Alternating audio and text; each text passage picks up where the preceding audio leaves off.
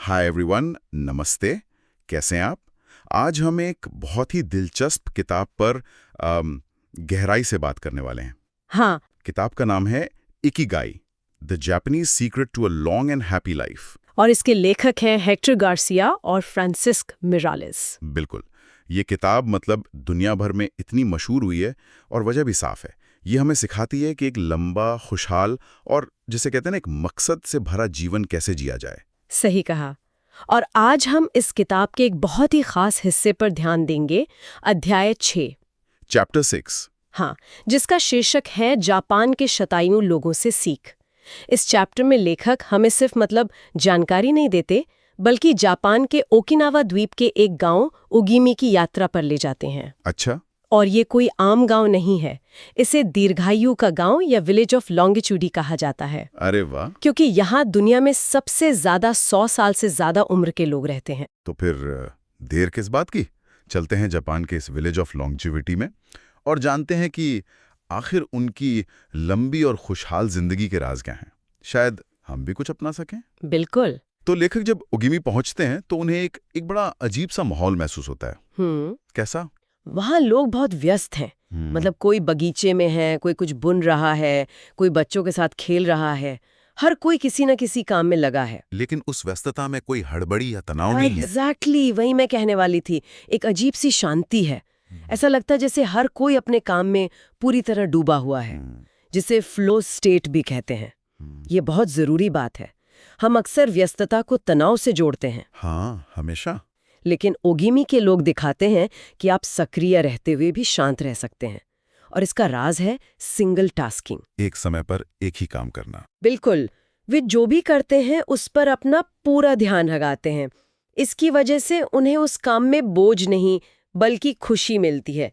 ये आज की मल्टीटास्किंग वाली दुनिया से एकदम उल्टा है। सही कहा। हम तो एक साथ 10 काम करने की कोशिश में किसी भी काम को एंजॉय नहीं कर पाते और हमेशा थके रहते हैं। हाँ, और वहाँ उनकी मुलाकात होती है एक सरकारी अधिकारी से। तायरा नाम था उनका। हाँ, तायरा। और वो एक बहुत ही दिलचस्प बात बताते हैं। क्या बताते हैं? वो कहते हैं कि ओगिमी में जो ज्यादातर काम है ना, वो पैसों के लिए होता ही नहीं है। अच्छा। हाँ, वो सब स्वयं सेवा है, वॉलंटियर वर्क, एक दूसरे की मदद करना।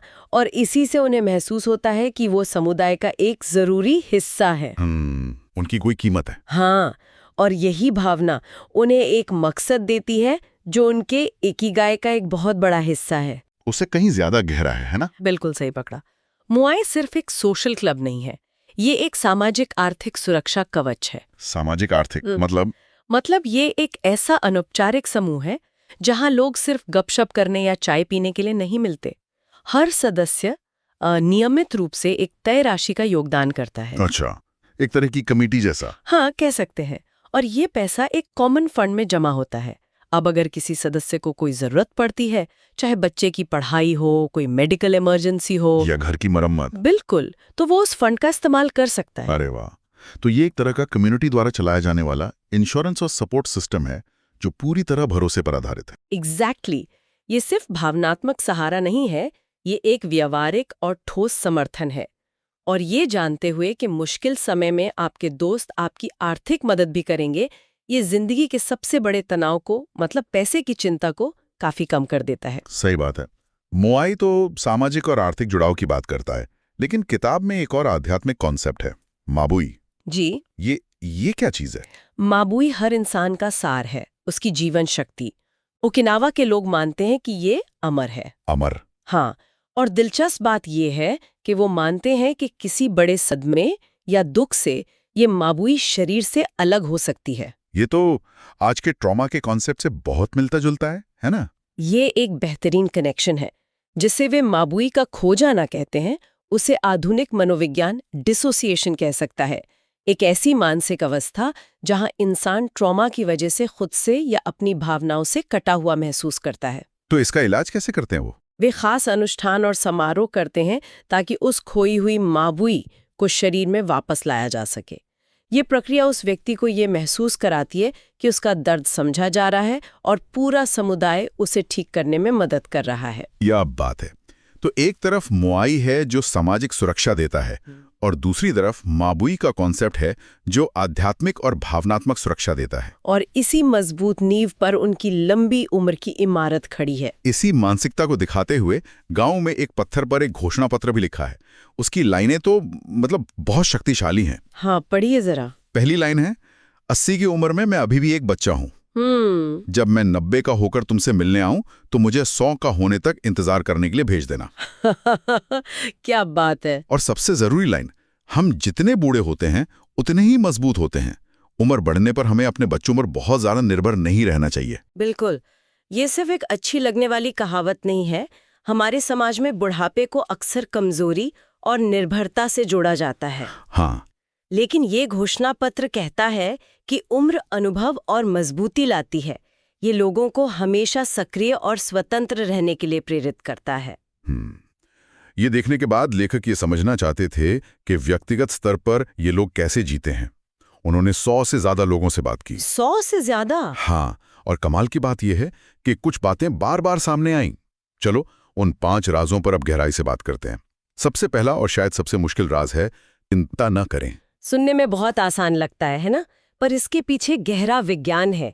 जब हम लगातार चिंता करते हैं तो हमारा शरीर कॉर्टिसोल नाम का स्ट्रेस हार्मोन रिलीज करता है। हाँ, और वो सेहत के लिए बहुत बुरा है। बहुत बुरा। वो हमारे इम्यून सिस्टम को कमजोर करता है, ब्लड प्रेशर बढ़ाता है। ओगिमी के बुजुर्गों का मंत्र है, एक अच्छा दिल रखो, चेहरे पर मुस्कान रखो और लोगों के लिए अपना दिल खुला रखो। लेकिन हमारी आज की दुनिया में चिंता ना करना ये तो लगभग नामुमकिन है। तो क्या ये राज उनके माहौल की वजह से काम करता है? मतलब मुआई जैसा सिस्टम शायद उन्हें चिंता करने ही नहीं देता? आपने बिल्कुल सही नस पकड़ी है। उनका चिंता ना करना अकेले की कोशिश नहीं है, ये एक सामुदायिक प्रयास है। जब आपको पता है कि आपकी परेशानियां बांटने के लिए पूरा समुदाय है, तो बोझ अपने आप हल्का हो जाता है। सही बात है। अच्छा, अब दूसरे राज पर आते हैं, अच्छी आदतें डालें। किताब में एक 100 साल की महिला का उदाहरण है जो कहती है कि उसका इकिगाई अपनी सब्जियां खुद उगाना और पकाना है। ये सिर्फ ताजी सब्जियों के बारे में तो नहीं होगा? बिल्कुल नहीं। ये अपने जीवन पर नियंत्रण रखने का एक प्रतीक है। जब आप अपना खाना खुद उगाते हैं तो आप प्रकृति के चक्र से जुड़ते हैं। आपको रोज सुबह उठने का एक ठोस मकसद मिलता है कि पौधों को पानी देना है, उनकी देखभाल करनी है। इसमें हल्का शारीरिक श्रम होता है, धूप मिलती है जो विटामिन डी का स्रोत है, और सबसे बढ़कर अपने हाथों से कुछ बनाने की संतुष्टि। हाँ, तीसरा राज है, हर दिन अपनी दोस्ती को सींचे। ये तो सीधे सीधे मुआई से जुड़ा है। हाँ, पर ये रोजमर्रा के स्तर पर लागू होता है। मुआई तो एक व्यवस्था है, लेकिन ये राज दोस्ती को रोज की आदत बनाने की बात करता है। जैसे हम रोज खाना खाते हैं, वैसे ही रोज दोस्तों से मिलना, बात करना, उनके साथ चाय पीना उनकी दिनचर्या का हिस्सा है। बिल्कुल। आज विज्ञान भी मानता है कि अकेलापन स्वास्थ्य के लिए उतना ही खतरनाक है जितना दिन में 15 सिगरेट पीना। अरे बाप रे। हाँ, और ओगिमी के लोग इस खतरे को जानते हैं। चौथा राज मुझे आज के समय के लिए सबसे ज्यादा जरूरी लगा, बिना जल्दबाजी के जिएं। Live an unhurried life. हाँ, 104 साल की महिला कहती है, मेरा राज है कि मैं हमेशा खुद से कहती हूँ, आराम से और शांत रहो। अगर आप जल्दबाजी में नहीं हैं तो आप लंबा जीते हैं। ये तो हसल कल्चर के मुंह पर एक तमाचा है। ये एक बहुत गहरी बात है। जल्दबाजी ना करने का मतलब आलसी होना नहीं है। इसका मतलब है हर काम को पूरा ध्यान और शांति से करना, फोकस के साथ। हाँ, वे काम की गुणवत्ता पर ध्यान देते हैं, मात्रा पर नहीं। तो ये प्रभावी होने के बारे में है, ना कि सिर्फ व्यस्त दिखने के बारे में। और आखिरी 5वां राज है, आशावादी बने। जी, आशावादी होने का मतलब ये नहीं है कि आप मुश्किलों को अनदेखा कर दें। इसका मतलब है कि आप हर दिन में खुशी के मौके ढूंढते हैं। एक 99 साल की व्यक्ति ने कहा, हम यहाँ मजे करने के लिए हैं। बिल्कुल। वे साथ में हंसते हैं, मजाक करते हैं, जश्न मनाते हैं। हंसी अपने आप में एक दवा है। ये एंडोर्फिन्स रिलीज करती है, दर्द कम करती है। उनका ये सकारात्मक नजरिया उन्हें हर मुश्किल से लड़ने की ऊर्जा देता है। तो कुल मिलाकर ओगिमी गांव के इन लोगों से हमें ये सीखने को मिलता है कि लंबी और खुशहाल जिंदगी का राज किसी जादुई गोली में नहीं है, नहीं किसी महंगे सप्लीमेंट में। हाँ, ये मजबूत सामाजिक रिश्तों, एक स्पष्ट उद्देश्य, सकारात्मक मानसिकता और रोजमर्रा की सरल अच्छी आदतों के ताने बाने से बुना हुआ है। सोचने वाली बात यह है कि ये सभी सिद्धांत कितने सरल और स्वाभाविक है, लेकिन हम अपनी भागदौड़ भरी जिंदगी में इन्हीं को सबसे ज्यादा नजरअंदाज कर देते हैं।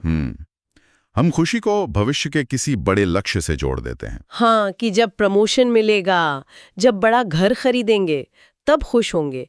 जबकि ओगेमी के लोग हमें सिखाते हैं कि खुशी और सेहत हर दिन, हर पल में मौजूद है, बस उसे जीने की जरूरत है। वाकई ये राज जटिल नहीं है, लेकिन इन्हें अपनाना अनुशासन और एक अलग नजरिए की मांग करता है। और अब ये सवाल हमारे सुनने वालों के लिए है। ओगेमी के लोगों के इन सरल लेकिन शक्तिशाली विचारों में से ऐसा कौन सा एक विचार है जिसे हम अपनी व्यस्त जिंदगी में कल से ही एक छोटे से कदम के साथ अपनाना शुरू कर सकते हैं? बहुत अच्छा सवाल है। उम्मीद है कि ओगेमी के लोगों की ये बातें आपको जरूर प्रेरित करेंगी। चलो मिलते हैं अगले चैप्टर में। तब तक पढ़ते रहिए, बढ़ते रहिए।